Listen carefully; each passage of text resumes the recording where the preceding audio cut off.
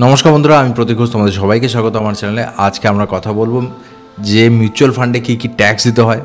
আমাদের মধ্যে অনেকে এসআইপি করেছে, অনেকেই মিউচুয়াল ফান্ডে লামসাম ইনভেস্ট করেছে, অনেকে তো ট্যাক্স বাঁচানোর জন্য মিউচুয়াল ফান্ডে ইনভেস্ট করেছে।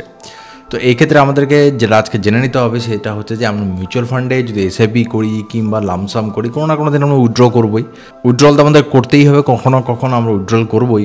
তো সেখানে আমাদেরকে কত পার্সেন্ট ট্যাক্স দিতে হবে, এরকম এই যে ট্যাক্সের যে স্ল্যাবগুলো সেগুলো কীরকম রয়েছে এবং পার্টিকুলারলি কোন আইটিআর ফিল আপ করলে আমরা ট্যাক্সগুলো দেখাতে পারবো আর কোন আইটিআর আমাদেরকে ফিল আপ করা উচিত সেগুলো সম্পর্কেও আলোচনা করব।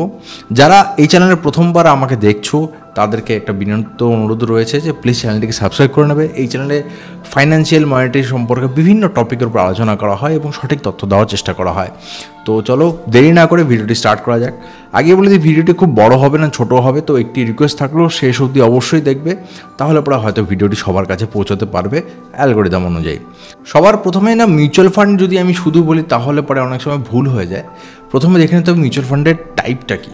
আমরা বিভিন্ন ধরনের মিউচুয়াল ফান্ডের ভেতরে ইনভেস্ট করি।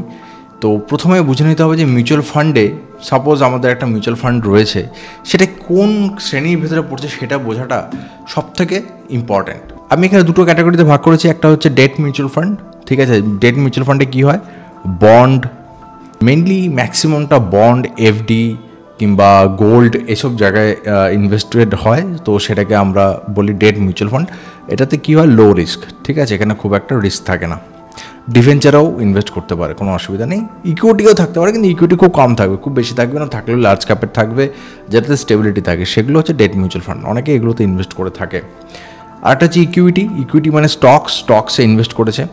এবার অনেক সময় কী হয়, কিছু কিছু মিক্সড আমরা দেখি যে রয়েছে, যার মধ্যে বন্ডও রয়েছে, এগুলো রয়েছে। সেই জন্য একটা ক্লিয়ারলি বলে দেওয়া হচ্ছে যদি 65%-এর উপরে যদি ইকুইটি থাকে, স্টক হোল্ডিং থাকে, তাহলে সেটাকে ইকুইটি মিউচুয়াল ফান্ড বলা হবে। এবং সেখানে আমরা পরবর্তীকালে দেখব যে কী কী ধরনের ট্যাক্স দিতে হয়। সবার প্রথমে যে ট্যাক্সটা আমাদের দিতে হয় সেটা হচ্ছে শর্ট টাইম ক্যাপিটাল গেইন, ঠিক আছে। তো শর্ট টাইম ক্যাপিটাল গেইন বলতে আমরা কী বোঝাই? ক্যাপিটাল বলতে কি, আমাদের যে মূলধন সেটাই হচ্ছে ক্যাপিটাল। গেইন মানে যেটা বেড়েছে সেটাই, অর্থাৎ তখনই ট্যাক্স দিতে হবে যখন আপনার গেইন হচ্ছে, প্রফিট হচ্ছে। তো আমি একটু বেসিকে যাব, কারণ অনেকের ক্ষেত্রে এটা একটু বুঝতে অসুবিধা হতে পারে। সাপোজ 1 লক্ষ টাকা আমি ইনভেস্ট করেছি, ঠিক আছে। তো এটা হচ্ছে আমার ক্যাপিটাল। এবার আমার ভালো প্রফিট হয়েছে 1,20,000 টাকা, ঠিক আছে। তো আমার নেট প্রফিট কত দাঁড়াচ্ছে? 20,000। তাহলে এই 20,000 হলো আমার শর্ট টাইম ক্যাপিটাল গেইন, ঠিক আছে। তো এবার শর্ট টাইম ক্যাপিটাল গেইনে আমার 20,000, 20K হলো আমার প্রফিট। এবার প্রশ্ন হচ্ছে যে এটা কবে আমি উইথড্র করব। যদি আমি 12 মাসের ভেতরে উইথড্র করি, তাহলে নতুন যে আমাদের বাজেট এসছে 24-25-এ, সেই অনুযায়ী 20% আমাদেরকে ট্যাক্স দিতে হবে। তাহলে এখান থেকে যে ট্যাক্সটা দেবো আর কি, সেটা হচ্ছে কত? এটা 20%। তো 20,000 20% মানে 4,000 টাকা তো ট্যাক্সেই চলে যাবে, ঠিক আছে। এটা হচ্ছে short time capital gain. Second, same 20,000 রয়েছে, কিন্তু আমি বিক্রি করছি 12 মাসের পরে, আফটার 12 মান্থস। সেক্ষেত্রে আমাদের এটা আর শর্ট টাইম ক্যাপিটাল গেইন থাকলো না, সেক্ষেত্রে হয়ে গেল লং টার্ম ক্যাপিটাল গেইন। তো সেক্ষেত্রে আমাদের 12.5% ধার্য করা হয়েছে। এটা 24-25-এর নতুন ডেটা অনুযায়ী। আগেটা 10% ছিল। মানে নির্মলা সীতারামন সব ধরনের চেষ্টা করছে যাতে বেশি বেশি ট্যাক্স নেওয়া যায়, ঠিক আছে। তাহলে সেম ক্ষেত্রে আমরা কত টাকা এখানে দেব? এখানে আমরা দেবো 2,500 টাকা ট্যাক্স দেব, ঠিক আছে। এটা সিম্পল আমি হিসাব করে বললাম। তো এক্ষেত্রে আমরা বুঝতে পারছি যে যত তাড়াতাড়ি উইথড্র করবো, 12 মাসের ভেতরে উইথড্র করলে আমাদের বেশি ট্যাক্স দিতে হবে। সেক্ষেত্রে অবশ্যই এটা ডিজায়ারেবল, এটা মানে সিম্পল কথা যে আমরা যত বেশি হোল্ড করব তত বেশি চান্স আমাদের কম ট্যাক্স দেওয়ার। এবং অনেকে থাকে যারা তাড়াতাড়ি উইথড্র করার প্রয়োজন হয়, সেক্ষেত্রে দিতে হয়। যারা লং টার্ম ক্যাপিটাল গেইন ইকুইটিতে দিচ্ছ, তাদের ক্ষেত্রে একটা সুখবর রয়েছে যে ফার্স্ট 1,25,000 অবধি কোনো ট্যাক্স দিতে হবে না। তার মানে কি, এই জিনিসটা আমি বুঝিয়ে দিই। সাপোজ আমি ইনভেস্ট করেছি 5 লাখ টাকা এবং এটা 1 বছর পরে বিক্রি করছি আমি, আমার টোটাল লাভ হলো 6,20,000, মানে টোটাল লাভ না, এটা মানে টোটাল টাকাটা 5 লক্ষ টাকাটা টোটাল হয়ে দাঁড়ালো 6,20,000। আমার টোটাল লাভ হলো কত? 1,20,000। এবং এবার আমি এটা উইথড্র করে নিলাম। সেই ক্ষেত্রে আমাকে কোনো ট্যাক্স দিতে হবে না, ট্যাক্স নীল, কারণ 1,25,000 অবধি আমার ছুট রয়েছে। এবং আমি যদি 5 লাখ ইনভেস্ট করি এবং এটা যদি 6.5 লাখে পরিণত হয়, তাহলে আমার টোটাল লাভ কত হলো? 1.5 লাখ। সেক্ষেত্রে আমাকে এই লং টার্ম ক্যাপিটাল গেনটা দিতে হবে, ঠিক আছে? তো এই ক্ষেত্রে আমি একটা টিপস দিতে পারি, তখনই তো আমার প্রফিটটা ক্যালকুলেট হবে না যখন আমি পুরোটা বিক্রি করব। যদি এর থেকে বেশি অ্যামাউন্ট বিক্রি না হয় তো অলওয়েজ চেষ্টা করবেন যখন লং টার্মে টাকা উঠাবেন, প্রফিটটা 1,20,000 ভেতরে রাখার চেষ্টাই করুন, অতটুকুই গেন নেবেন, বাকিটা আবার পরে ফাইন্যান্সিয়াল ইয়ারে দেখাবেন। সেক্ষেত্রে কী হয়, লং টার্ম থেকে আমরা এই গেইনে ট্যাক্স দেওয়ার থেকে বেঁচে যেতে পারি। মানে 1,25,000 ভেতরে করেই আমি যদি লং টার্ম ক্যাপিটাল গেইন দেখাই, তার থেকে বেশি যদি আমি উইথড্রই না করি, তো আমার প্রফিট কী হবে? আমি পরে উইথড্র করবো। সেই ক্ষেত্রে আমার একটু মানে বাঁচাতে পারি ট্যাক্স, ঠিক আছে? আর ডিজায়ারেবল যদি মনে হয় না আমার 1 মাসের ভেতরে আরও লাগবে, তাহলে পরে যদি সময়ে যদি আপনার ভালো থাকে আর কি, তাহলে পরে মার্চ মাসে বিক্রি করুন, 31 তারিখ পার হতে দিন, 1,20,000, 1,25,000 এখানে প্রফিট ওঠান, আবার এপ্রিল মাসে 1,25,000 প্রফিট ওঠান। এক্ষেত্রে কী হবে, এখানে 1,25,000 লং টার্মে আপনাকে কিছু দিতে হলো না। এটা একটা ফাইন্যান্সিয়াল ইয়ার, সাপোজ এটা হচ্ছে 23-24, আর এটা নতুন স্টার্ট হয়ে গেল 24-25, এখানেও 1,25,000 আপনি উঠিয়ে নিলেন, তাহলে আপনাকে হয়তো ট্যাক্স দিতে হবে না। তবে এটা আপনার যখন প্রয়োজন সেই সময় মার্চ মাস আসে কি না সেটাও একটা প্রশ্ন।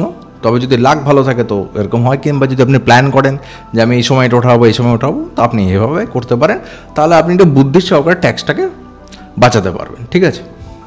এবার চলেছে date mutual fund. Date mutual fund যেহেতু খুবই লো রিস্ক এবং এটাকে না অনেক সময় ল্যান্ডের সাথে তুলনা করা হয়, ঠিক আছে? যেরকম আমাদের ল্যান্ড কিনি, তো 3 বছরে এইখানে যেরকম শর্ট টার্ম ক্যাপিটাল গেনটা মাত্র 12 মাসে ক্যালকুলেট হচ্ছিল, এখানে 3 বছর মানে 36 মাসে ক্যালকুলেট হবে।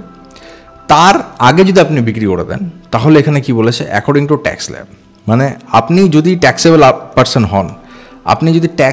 পার্সন হন, মানে এখন অবধি যে ট্যাক্স ল্যাবগুলো রয়েছে তার যেখানে আপনি ফিল আপ করছেন, সাপোজ আপনি 6 লাখ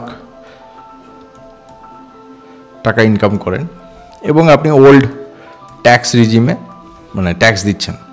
আমি একটা ভিডিও নিয়ে আসবো old tax regime, new tax regime সম্পর্কে, তো সেখানে সব কিছু আমি ক্লিয়ার করে দেবো। আমি পুরোটাই বলছি, সেখানে 5 লাখ অবধি না ফ্রি রয়েছে, কোনো ট্যাক্স দিতে হয় না। মানে ট্যাক্স হয় কিন্তু একটা রিবেট থাকার জন্য সেখানে 5 লাখ অবধি ফ্রি হয়।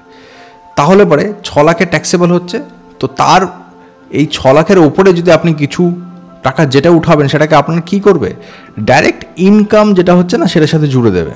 যদি আপনি 1,000 টাকাও করেন, তাহলে আপনার টোটাল বার্ষিক আয় কত দেখাবে, 6,01,000, ঠিক আছে? এইভাবে ট্যাক্সেবল হবে।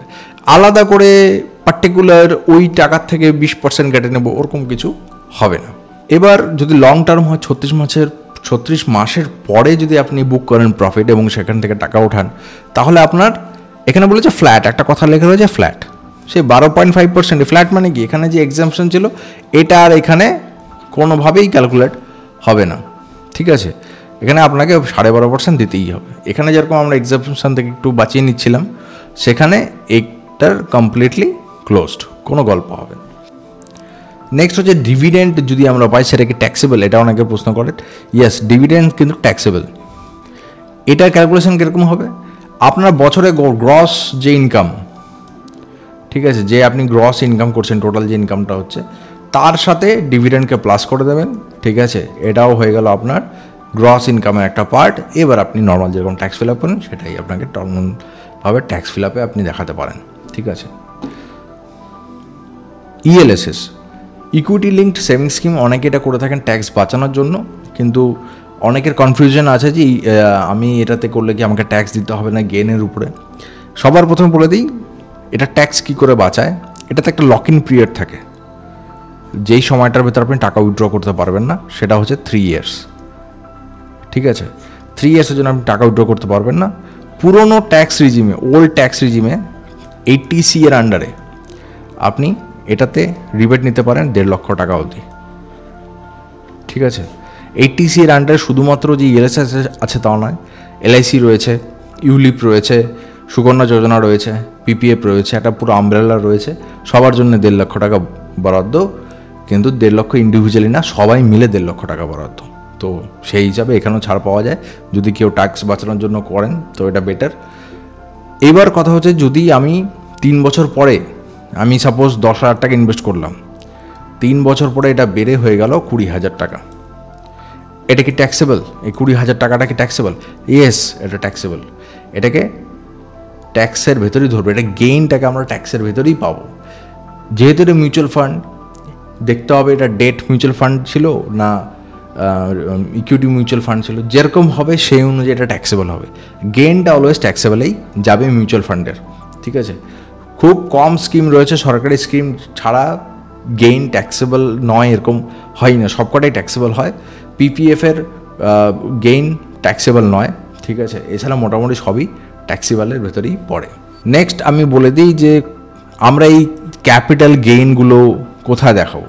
সবার প্রথমে যারা ITR 1 ফাইলটাকে ফিল আপ করো তারা ক্যাপিটাল গেইন দেখাতে পারবে না, আইদার ITR 2 অথবা ITR 3 ফিল আপ করে capital gain, short term gain দেখাতে পারো। তো অনেকে ট্যাক্স বাঁচানোর জন্য না এগুলো দেখাতে চায় না, কিন্তু এটা দেখিয়ে দেওয়া ভালো। কারণ একটি তলোয়ারের যেরকম মানে দুদিকেই ধার থাকে না, এটা হচ্ছে সেরকম দুধারী তলোয়ার। সাপোজ তোমরা এখান থেকে ট্যাক্স বাঁচাতেও পারো। কীরকম করে?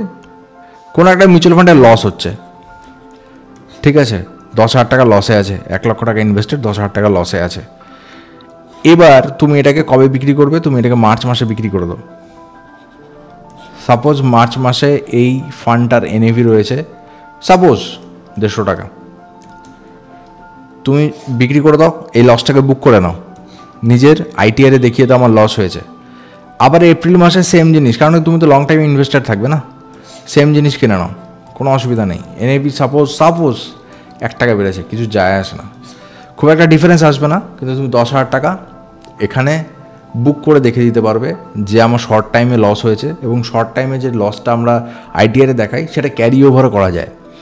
সেটা সম্বন্ধে ডিটেলসে আমি যখন ITR ভিডিও বানাবো সেটাতে আমি বলে দেবো কী করে ক্যারি ওভার করে আমি বারবার দেখাতে পারি যে আমার লসটা যতক্ষণ না প্রফিট হচ্ছে ততক্ষণ তুমি দেখাতে পারবে।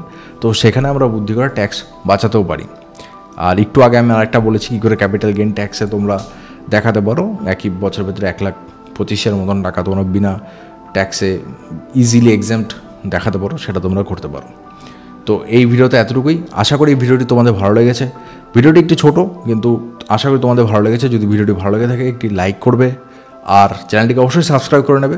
কোনো যদি কনফিউশন থাকে তো অবশ্যই আমাকে কমেন্টসে জানাবে, আমি চেষ্টা করব সেই কনফিউশনের উত্তর দেওয়ার।